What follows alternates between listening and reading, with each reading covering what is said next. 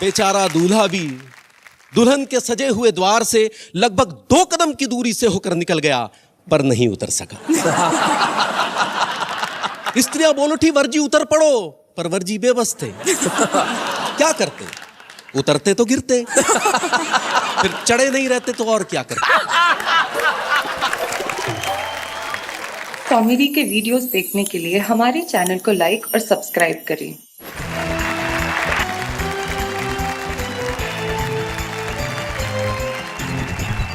हमारे साथ हमारे 3 साथी बैठे और तीनों ही अरे मधुप जी, आप मधुप जी माफ करना, मुझे नहीं मालूम था आप आने वाले। मैंने अभी आपकी कविता सुनाई। आप वो तो नहीं सुनाने वाले ना? नहीं। हमारे साथ श्री मधुप पांडे हैं जो नागपुर से आए हैं और लगभग 45 सालों से हिंदी कवि सम्मेलन के मंचों पे कविता कर रहे हैं। भाई क्या बात है मधुप पांडे जी। मधुप पांडे जी के बाद तुक बैठे हुए हैं हर जी। आप एक बार ऐसे कीजिए।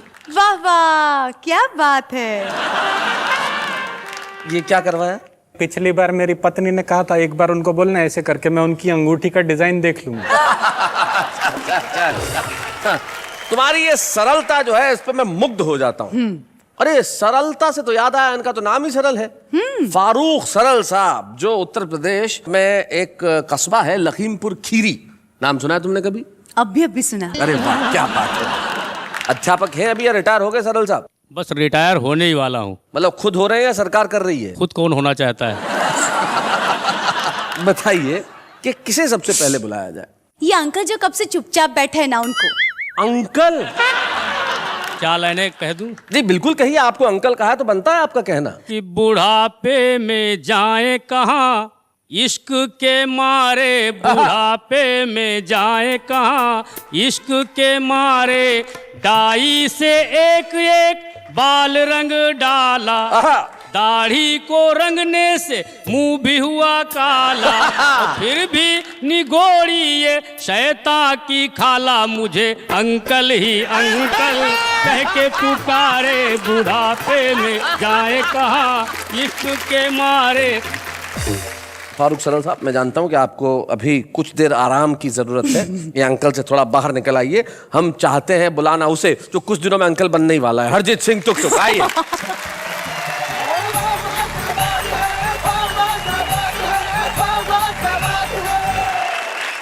मैं एक स्वामी जी के पास गया। अच्छा। मैंने उनसे कहा मेरी एक इच्छा है कि मैं बहुत साल जीऊं।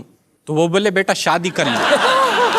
तो मैंने कहा शादी करने से मैं बहुत साल जीऊंगा? बोले नहीं, ये ज्यादा जीने की इच्छा खत्म हो जाएगी। नहीं, मैंने स्वामी जी को बोला आप स्त्रियों के बारे में ऐसी बात कैसे कर सकते हैं? करेक्ट। स्त्रियों का सम्मान करना चाहिए। वो बोले हाँ बिल्कुल सही बात है। एक स्त्री होती है माँ, जो एक रोते हुए बच्चे को इस दुनिया में लेके आती है। वाह वाह। और एक होती है उसकी पत्नी, जो इस चीज का ध्यान रखती है कि ये सारी जिंदगी रोता ही रहे। तो उसके बाद मैंने शादी कर ली। और शादी करने के बाद मेरे को समझ में आया कि शादी करने से पत्नी के साथ एक परिवार मिलता है जिसको ससुराल कहते हैं। जी। तो मैं आपको एक एक करके कैरेक्टर के बारे में बताता हूँ। पहले कैरेक्टर है मेरे ससुर जी। बताइए। मेरे ससुर जी बहुत एहतियात बरतते हैं, सारे काम फूल प्रूफ करते हैं। जब उन्होंने मुझे अपना दामाद बनाया तो सबसे पहले मेरा बीमा कराया। अच्छा। लोगों ने कहा बीमा करा रहे हो, क्या कोई नया रिवाज चला रहे हो? वो बोले नहीं, जब तक चलेगा चलेगा, उसके बाद बीमे का पैसा तो मिलेगा। ससुराल में एक और चीज होती है बड़ी खास, जिसका नाम होता है सास। सो जब मेरी नई नई शादी हुई तो मुझे समझ नहीं आ रहा था कि मेरी सास क्यों एक्स्ट्रा प्यार दिखाती है। अच्छा। मैंने कहा सासू माँ, आप क्यों मुझ पे इतना प्यार लुटाती हैं? क्यों बार बार मुझे मेरा सोना बुलाती हैं? वो बोली तू मेरा सोना है, मलाई का दोना है, बेटा तू मेरी बेटी का नया खिलौना है। इसके अलावा एक तीसरी चीज होती है वहां पे जी, पत्नी का छोटा भाई। भाई मतलब तभाई। हाइट में तो आधा है, उम्र 6 साल से कुछ ज्यादा है। मेरे को बोला क्या करते हो? मैंने कहा कवि हूं। बोले लगते तो नहीं। वो बोला ये बताओ कि हिंदुस्तान की सबसे बड़ी समस्या क्या है? हमने कहा ये तो बड़ा सिंपल है, महंगाई। हाँ उसने वो बात हंसी में उड़ाई। हमने कहा तुम्हें कविता पसंद है? बोला सुनाऊं? जी मैंने कहा अच्छा सुनाओ। बोला ट्विंकल ट्विंकल लिटिल स्टार। जी।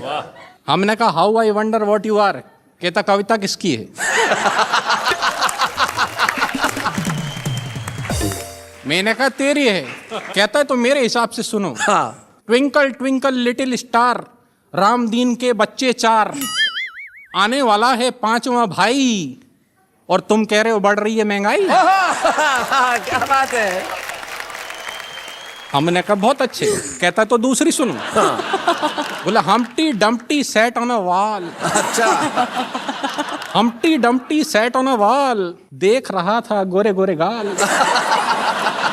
वोट डालने गया ना भाई, फिर पूछता है देश की ये हालत किसने बनाई। क्या बात है, बहुत अच्छे बहुत अच्छे। हमने कहा यार सेटायर ज्यादा हो रहा है, कुछ पारिवारिक सुनाओ। सेटायर ज्यादा हो रहा है। तो कहता अच्छा सुनो, जैक एंड जिल का फट गया दिल, आंखों से निकला वाटर, साथ साथ बैठ के सब टीवी देखते, नहीं बिगड़ती डॉटर। क्या बात है, वाह वाह वाह, बहुत अच्छे, बहुत बढ़िया। एक और महत्वपूर्ण अंग होता है ससुराल का पत्नी, जिसके होने की वजह से ससुराल होता है। बिल्कुल सही। तो मैं आपको अपनी पत्नी के बारे में बताता हूँ। मैं अपनी पत्नी से बहुत डरता हूँ, सारे कर्म उसके कहे अनुसार करता हूँ। हाँ दुनिया इसे अच्छा नहीं मानती है, परंतु क्या करूं मित्रों, मेरी पत्नी जूडो कराटे जानती है। सो जब मेरी इस पत्नी ने मुझसे ये कहा कि लड़के का अंग्रेजी स्कूल में एडमिशन कराना है, मैंने कहा अंग्रेजी स्कूल में क्यों? वो बोली मुझे लड़के को कवि नहीं बनाना है। तो मुझे लड़के को लेके अंग्रेजी स्कूल जाना पड़ा। वहां जाकर लाइन में मैं हो गया खड़ा। 4 घंटे बाद मेरा नंबर आया। उसके बाद प्रिंसिपल ने मुझे अंदर बुलाया। बोली एक तालाब में 10 मछलियां थीं, 4 मर के पानी के साथ बह गईं, तालाब में कितनी मछलियां रह गईं? अच्छा। मैंने कहा इस क्वेश्चन में बाकी सारी बातें सही थीं, मगर आप तालाब पे क्या करने गई थी? वो बोली ये क्या बचपना है? मैंने कहा वही तो मैं कह रहा हूँ, एडमिशन मुझे नहीं मेरे लड़के को लेना है। वो बोली अच्छा ठीक है, जाने दीजिए, बाहर काउंटर पे 50,000 रुपया जमा करा दीजिए। मैंने कहा 50,000 रुपया? 50,000 रुपया तो कभी मेरी इंजीनियरिंग की फीस नहीं आई है। वो बोली मिस्टर ये इंजीनियरिंग नहीं, प्राइमरी की पढ़ाई है। क्या बात है। मुझे अपनी पत्नी का ध्यान आया। मैंने लड़के का उस स्कूल में एडमिशन कराया और उसे पढ़ाने लिखाने का हुआ ये परिणाम है। आज पढ़े लिखे बेरोजगारों की लिस्ट में उसका भी नाम है। भला हो परिवार नियोजन वालों का, जिनके कारण एक ही लाल है, जिसे पढ़ाने में ये तुक तुक हो गया कंगाल है। जहां कमर टूट जाती है एक बच्चे को पढ़ाने में, सदियां लगेंगी उस देश को साक्षर बनाने में। भाई वाह वाह वाह, क्या बात है, भाई बहुत बढ़िया। क्या बात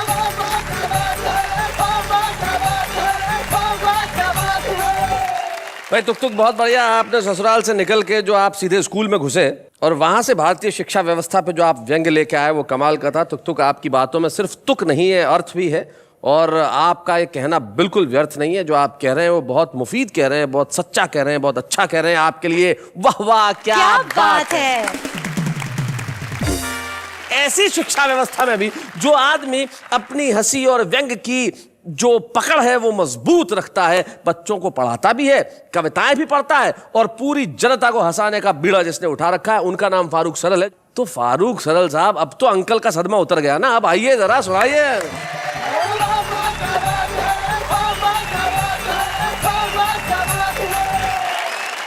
तुक जी ने बताया कि ससुराल तभी जाया जा सकता है जब एक अदद पत्नी हो। पत्नी मिलना बहुत मुश्किल है, लेकिन उसके लिए बहुत सारे तरीके हैं। समाचार पत्र में विज्ञापन दिए जाते हैं, टीवी पर विज्ञापन दिए जाते हैं। जी, मैं भी अपने एक योग्य पुत्र के लिए वैवाहिक विज्ञापन दे रहा हूँ। उसमें पुत्र की योग्यताएं और विवाह की शर्तें कि मेरा लड़का है लाखों में एक, साफ दिल का है नीयत का नेक, ऊंचे कुल का है सुंदर लुगाई चाहिए, बकरा बिकाऊ है कसाई चाहिए। योग्यता कि 3rd डिवीजन इंटर से लेकर एमए तक पास है। अच्छा। अफसर बाबू या चपरासी पद की उसे तलाश है और पुलिस रजिस्टर 8 में उसका सबसे ऊपर नाम है। गिराकटी रहजनी डकैती कर लेता हर काम है। कर लेता है डिस्को भी, खत लिखे वो जिसको भी, होनहार ऐसा जमाई चाहिए, बकरा बिकाऊ है कसाई चाहिए। विशेष योग्यता कि शुद्ध स्वदेशी खद्दर के वो पहने वस्त्र फकीरी है। अच्छा। दारू की भट्टी पर चलती उसकी दादागिरी है। और भूतपूर्व कॉलेज का नेता पूरे शहर में धाक है, इसी से अपने खानदान की सबसे ऊंची नाक है। तो हो दामाद बनाना तो फौरन ही आ जाना, ऐसा जिसे बौड़म हर जाई चाहिए, बकरा बिकाऊ है कसाई चाहिए। विवाह की शर्तें जी कि हाथ थमा दूं बेटे का उसकी बेटी के हाथ में, 5 लाख की रकम नकद जो लाए अपने साथ में, और फ्रिज टीवी लूं कार साथ में, नहीं जरा भी झूठ है, लेकिन इसमें 4 माह तक 15% छूट है। लड़की मत दिखलाए और फोटो मत भिजवाए, बस मुझको तो नोटों से सगाई चाहिए, बकरा बिकाऊ है कसाई चाहिए। सबसे अंत में लिखा होता है पता, कि शहर अनोखा बात पता कुछ मुश्किल नहीं लगा पाना, पूरा ब्यौरा मिल जाएगा सीधे कोतवाली आना। 10 रुपया मुंशी को देना हम तक वो पहुंचा देगा, 2 रुपया लेकर के जेलर फौरन तुम्हें मिला देगा। बस इतनी मजबूरी है लेकिन जरूरी है, पहले सगाई के रिहाई चाहिए, बिकाऊ है कसाई चाहिए। इतनी जगह जगह विज्ञापन दे रहे हैं, जरा तनिक इधर भी देखिए, क्या ख्याल क्या है? देखिए, ऐसा नहीं है पत्नियों पर ही व्यंग किए जाते हैं। इस समय हम लोगों की हालत ऐसी नहीं है कि इन पर व्यंग किया जाए जी, बल्कि ये सारी बातें इनकी माननी चाहिए महिलाओं की। हाँ, अगर ऐसा नहीं करेंगे तो क्या क्या हो सकता है मैं बता रहा हूँ। मैं इनका पक्ष रख रहा हूँ। अच्छा, इनका पक्ष रखे कि मुझको बलम जो सताओगे, मुझको बलम जो सताओगे, तो जेल में ही तसला बजाओगे। तो जैसा कहे करो तुम वैसा रंग ढंग बदलो सैया। अच्छा। मेरे साथ में ईलू ईलू गाओ छैया छैया, और झाड़ू पोछा करो सवेरे, उठ के चाय बनाओ, और पहले बर्तन साफ करो, फिर कभी सम्मेलन जाओ, नहीं मानोगे कहा तो पछताओगे, जेल में ही तसला बजाओगे। ये सावधानी बहुत जरूरी, बाहर निकल। Very good, very good. Delhi, Mumbai, Poona, Patna, Chennai या गुवाहाटी, मोटी पतली काली गोरी, लंबी हो या नाटी, और कैसी भी हो छमक छल्लो छैल छबीली बाकी, और किसी कलमुही से भी तुमने की जो ताका झांकी, कहीं राह में जो नए ना लड़ाओगे, तो जेल में ही तसला बजाओगे। इस समय हम पुरुषों के पक्ष में कोई है नहीं, बहुत सावधानी बरतनी है।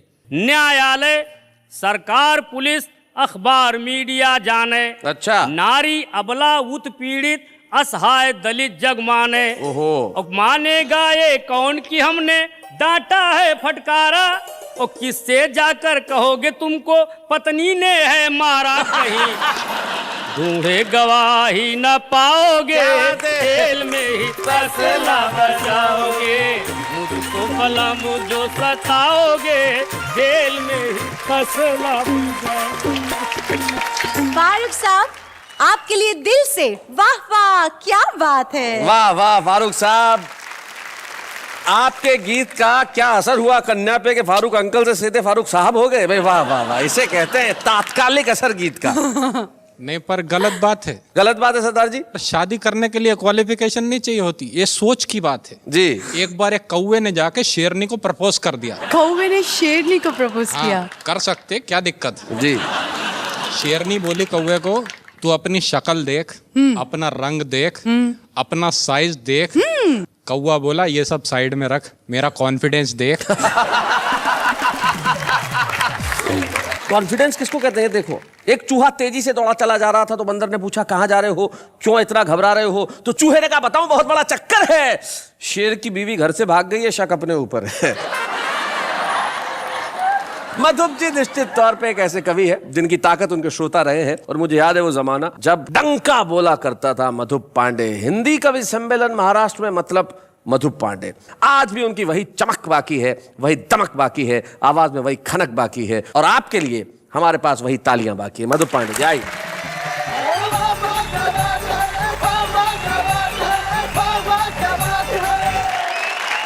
एक व्यंग देखिए, बहुत छोटा सा। एक दिन क्लास में चला गया और क्लास में जाकर ऐसी सहज मन से बात छेड़नी थी तो पूछ लिया कि क्लास में सबसे बड़ा बेवकूफ कौन है। बड़ा सन्नाटा रहा सा, बड़ी देर तक कोई खड़ा नहीं हुआ।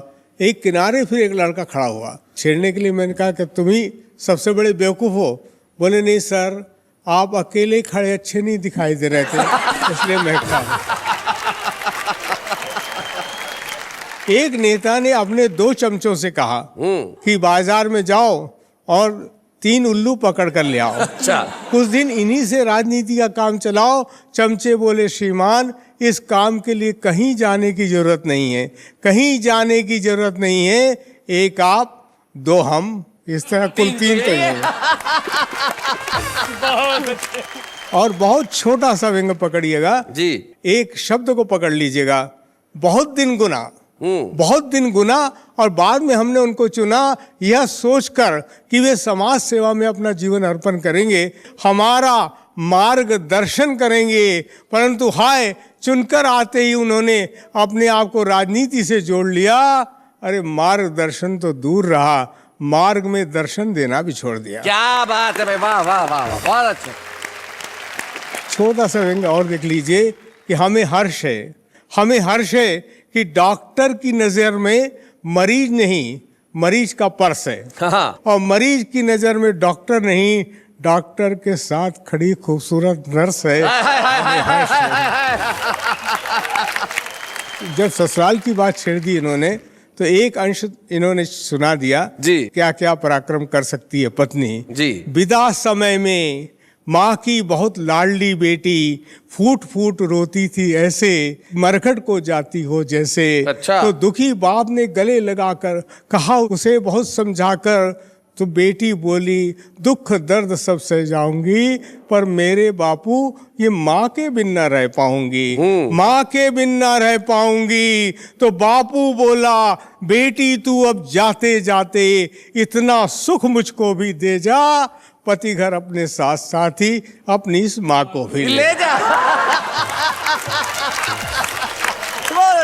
शैलेश जी के विवाह को 20 वर्ष हो चुके हैं। रोज पिटते हैं, ऊपर से हास्य रस की कविता सुनाते हैं, वाह वाह क्या बात है, ऐसा कोई कार्यक्रम करवाते हैं। अजी ये तो हम हैं, इतनी बड़ी रिस्क उठा रहे हैं, अभी अभी पिट कर आए हैं और फिर पिटने जा रहे हैं।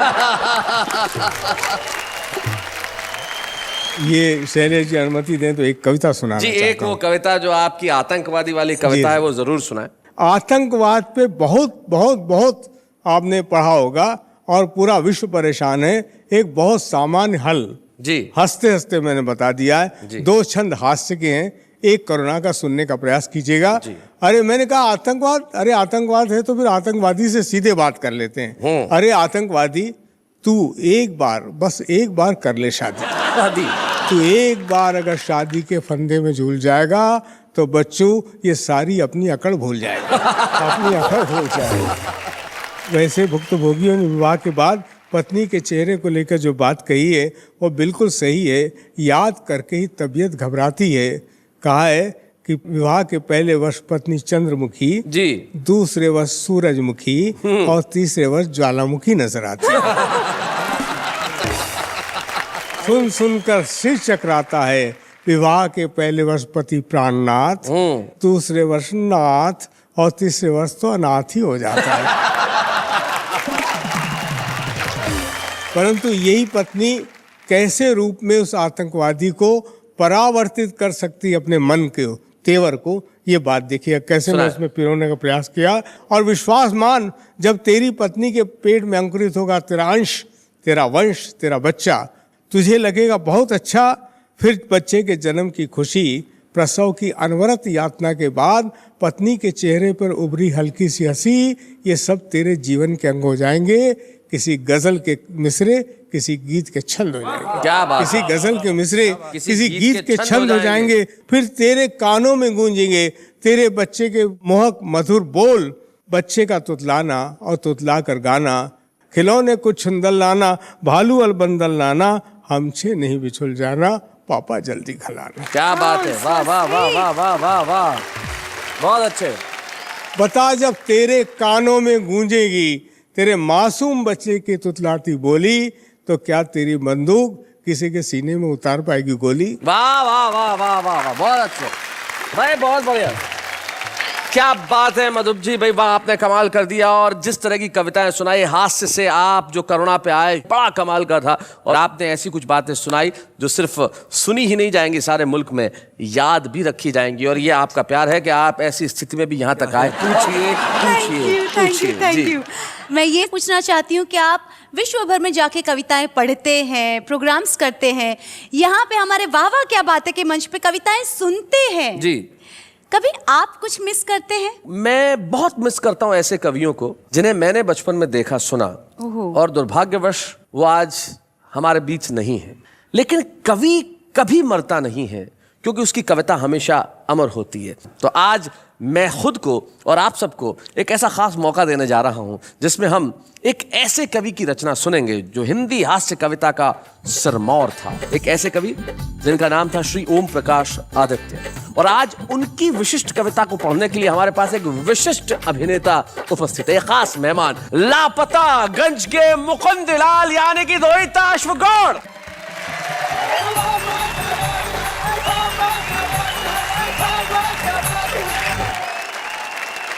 पेशे से अभिनेता हूं, कवि नहीं, लेकिन शुरू से ही बहुत अच्छा श्रोता रहा।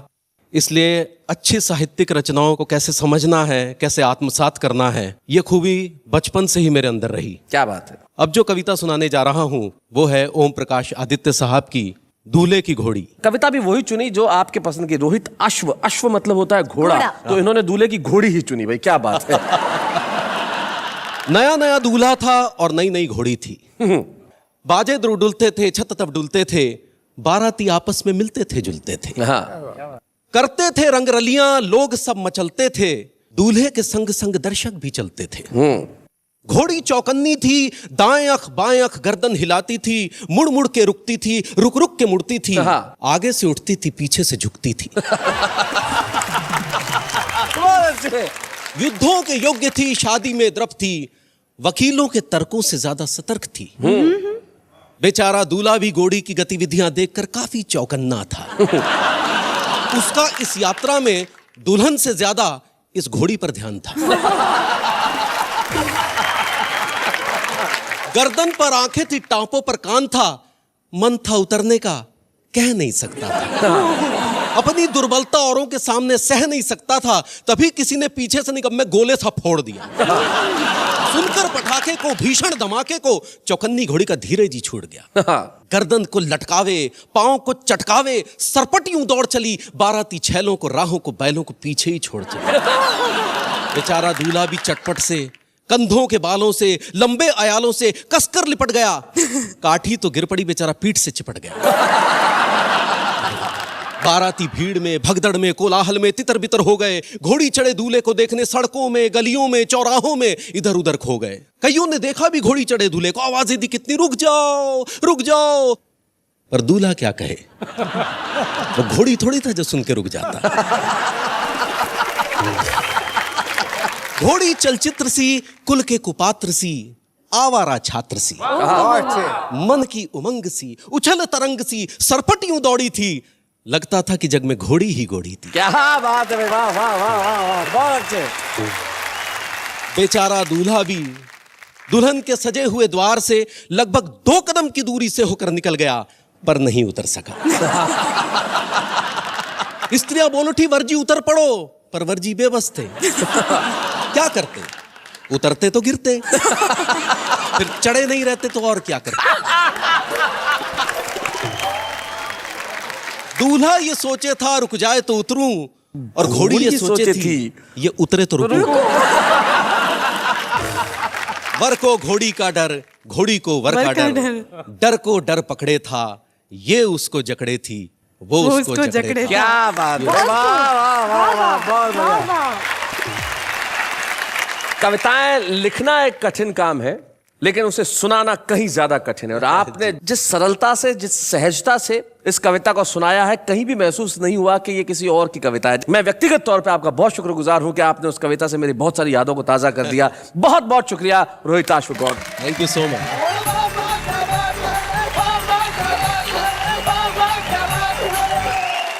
रोहिताश्व जी ने कितनी बेहतरीन तरीके से ये कविता पढ़ी। बेशक। क्या आज भी ऐसे कविताएं लिखी जाती है? देखिए, कविताएं ऐसी लिखी जाती है या नहीं, ये एक बहस का विषय हो सकता है, लेकिन सबसे बड़ी चीज ये है कि कविताएं लिखी जा रही हैं। ऐसे बहुत सारे छुपे रुस्तम हैं जो न जाने कहां कहां छोटे छोटे गांवों में, कस्बों में है, लेकिन बहुत अच्छी कविताएं लिख रहे हैं। और आज एक बेहद छोटे से गांव मध्य प्रदेश में बेटमा से हमारे बीच में एक ऐसा कवि आता है जिसमें भरपूर संभावना है। वो आज छुपा रुस्तम जरूर है, लेकिन निश्चित तौर पर कल वो एक बड़ा नाम होगा। संजय खत्री, बेटमा से।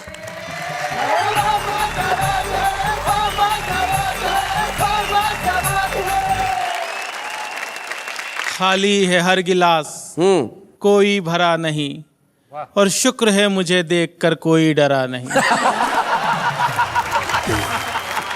भाई साहब, जनरली इंसान चेहरे और नाम से पहचाने जाते हैं जी। मैं विश्व में पहला ऐसा व्यक्ति हूं जो केवल अपने दांतों से पहचाना जाता है। क्योंकि अंधेरे में केवल यही चमकते हैं।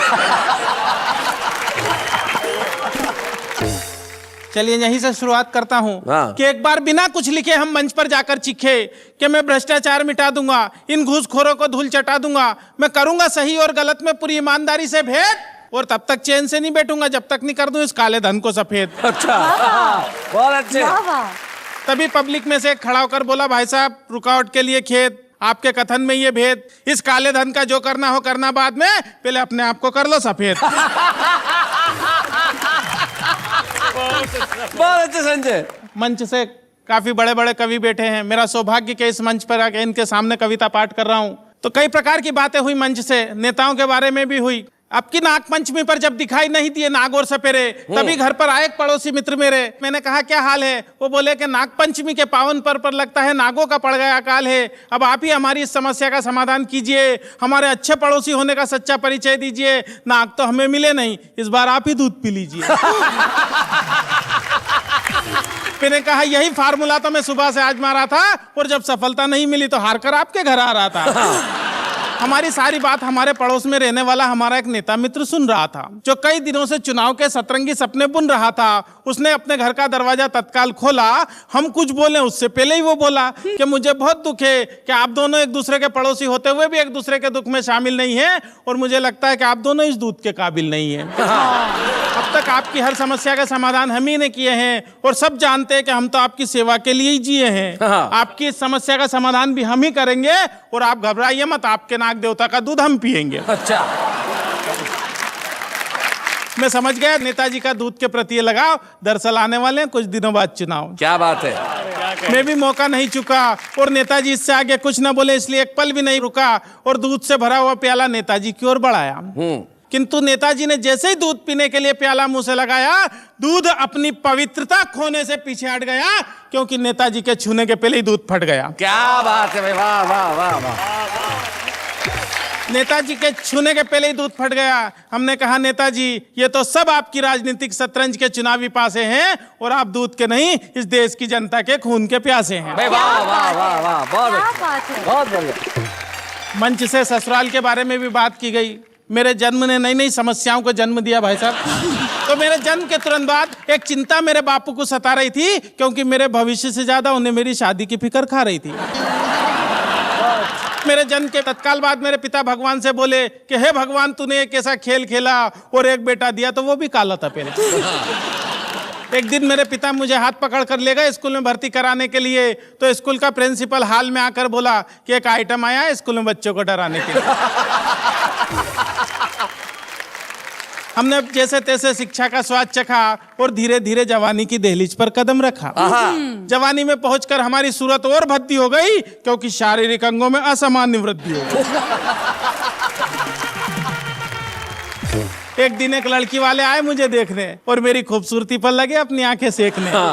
जाते जाते वो मुझे हक्का बक्का कर गए, हाथ में 500 का नोट धरा और रिश्ता पक्का कर गए। मैं गया तोरण के पास तो आरती की थाली लिए खड़ी हुई थी मेरी सास। ससुर जी बोले, जमाई जी पैदल ही आए हो, घोड़ी नहीं लाए हो? मैंने कहा, ससुर जी घोड़ी की किस्मत जाग गई और मुझे देखा तो वो भी डर के भाग गई। शादी के बाद का दृश्य तो और भी कमाल था। डर के मारे मेरा बुरा हाल था। मैंने जैसे ही पत्नी का घूंघट उठाया तो वो मुझे देखकर मुस्कुराई, न डरी, न चीखी, न चिल्लाई। अच्छा। उसकी मुस्कुराहट देखकर मेरे भी मन का खौफ भगा और मैंने पूछा, क्या बात है, तुम्हें मुझे देखकर डर नहीं लगा? पत्नी बोली, मैं 1 नहीं 2 नहीं पूरे 7 जन्मों के लिए आपसे बंधी हूँ और डरने की क्या बात है, मैं तो जन्म से ही अंधी हूँ। तो भाई साहब, इस प्रकार की घटना घट जाती है मेरे साथ में। मैं कहना चाहता हूँ बात ही बात में, ये बात हर कोई नहीं जानता है। दरअसल देश के नेताओं में और हम में बहुत समानता है। अच्छा। हम दोनों जग से निराले हैं, फर्क बस इतना है कि हम तन के और वो मन के काले हैं। क्या बात है, वाह वाह वाह, के काले हैं। वाह वाह। और तमाम बातें करने के बाद अपनी काव्य यात्रा यहाँ से खत्म करना चाहूंगा कि गरीब के मुंह से छिनते निवाले देखे हैं, हमने रोटी सेकती हुई माँ के हाथों में चाले देखे हैं, और हम तो सिर्फ तन के काले हैं मित्र मेरे, हमने तन के उजले लोगों के मन बहुत काले देखे। क्या बात है, वाह वाह वाह। संजय खत्री जो आज छुपे रुस्तम के रूप में हमारे बीच में आए, बेटमा नाम के एक छोटे से गांव से, लेकिन छोटे से गांव में भी प्रतिभा हो सकती है और हमें बड़ी खुशी है संजय खत्री, इस मंच पे हम आपको एक ऐसा प्रोत्साहन देना चाहते हैं, आपको एक ऐसा प्रतीक चिन्ह प्रदान करना चाहते हैं जिसे लेके आप और अच्छी कविताएं गढ़ें, आगे बढ़ें, यहां से लेके वहां तक की यात्रा के लिए एक बार हम आपका सम्मान करेंगे और कहेंगे वाह वाह क्या बात है।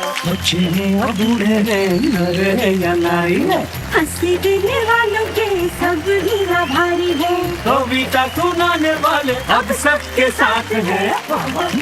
जब कोई नई प्रतिभा आगे बढ़ती है तो हमें बड़ी खुशी होती है, और जब नई प्रतिभा किसी छोटी जगह से आती है तो ज्यादा खुशी होती है। इस देश के हर गांव, हर शहर, हर गली, हर कूचे, हर मोहल्ले में बसने वाले हर छुपे रुस्तम को हम करते हैं प्रणाम। भाई जो हमारे सामने तो कवि बैठे हैं, ये कवि तो कमाल के हैं, इनके जीवन में एक और कमाल की बात है, इनके बारे में बताना चाहता हूं कि इन्होंने अपनी शादी में एक भी पैसा दहेज में नहीं लिया था। अरे वाह, ये तो बहुत ही अच्छी बात है यार। सर, मैं आपको प्रणाम करती हूँ, सैल्यूट करती हूँ इस बात के लिए। पूरी बात सुन लो, फिर 2 बार चाहे तो सैल्यूट कर लेना। अच्छा।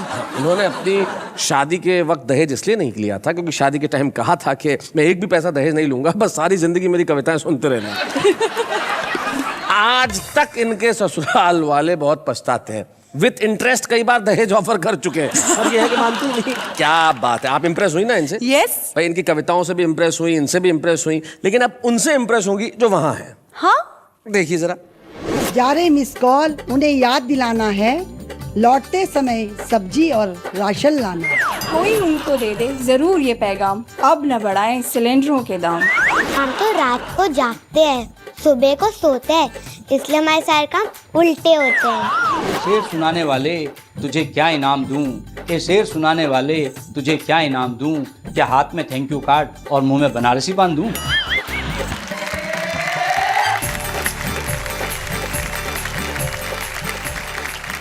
तो भाई ये है हमारे आम आदमी जिनकी कविताएं उनके दिलों में बिल्कुल सहज रूप में पलती है, जैसा सोचते हैं वैसा कहते हैं। और हमें बड़ी खुशी है कि हमारे साथ एक ऐसे कवि हैं जो पिछले कई वर्षों से जैसा दिख रहा है वो वैसा ही लिख रहे हैं। 40 साल से जिनकी कविता एक अखबार में लगातार छप रही है और देश की जनता का प्यार वो पा रहे हैं और उन्हें अपनी कविताओं का प्यार दे रहे हैं। वाह वाह क्या बात है, गौरवान्वित है कि आज हम इस मंच पे श्री मधुप पांडे का स्वागत करना चाहते हैं। आइए हम मिलकर अभिनंदन करें श्री मधुप पांडे।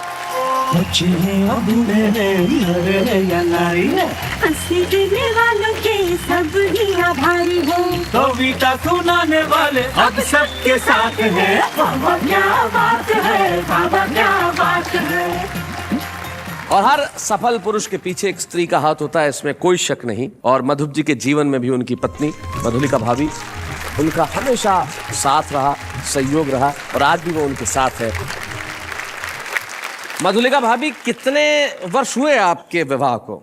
50 के आसपास हो ही रहे। कोई ऐसा वाकया, कोई ऐसा क्षण जो आपको याद आता हो? जैसे काका हाथरसी पुरस्कार मधुप जी को मिल रहा था जी, तो हमारे उसी दिन, समारोह के दिन, हमारे शादी को 25 साल हो गए थे। अच्छा, आपकी सिल्वर जुबली थी? जी, सिल्वर जुबली थी जी। तो काका जी ने मुझे आवाज दे के मंच पर बुलाया और कहा कि मधुप जी को ये सम्मान जो मिला है उसके पीछे निश्चित ही हमारी बहू का ही हाथ है, तो मैं चाहूँगा कि सबके सामने मधुप जी इनके चरण छुए और उसके बाद ही ये पुरस्कार ग्रहण करें। अरे फिर क्या हुआ? तो वैसा ही काका जी की आज्ञा का पालन किया मधुप जी ने और झट से हमारे चरण छू लिए। क्या बात कर रही हैं? तो मधुप जी, आपसे एक सवाल करना चाहूंगा, बुरा मत मानना। काका जी तो आपसे बड़े थे, आपने उनकी आज्ञा का पालन किया, छोटों की बात भी मानते हैं क्या? क्योंकि सम्मान तो आज भी हुआ है। क्या बोलते हैं मधुप जी, हो जाए? क्या बोलते हैं? मैं चाहूंगी कि आज मैं इनके चरण। क्या बात है भाई, वाह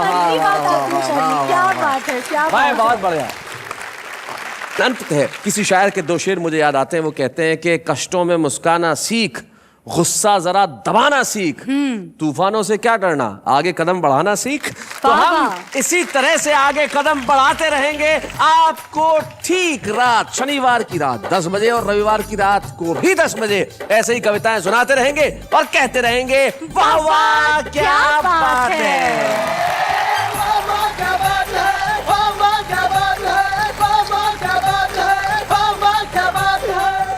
कॉमेडी के वीडियोस देखने के लिए हमारे चैनल को लाइक और सब्सक्राइब करें।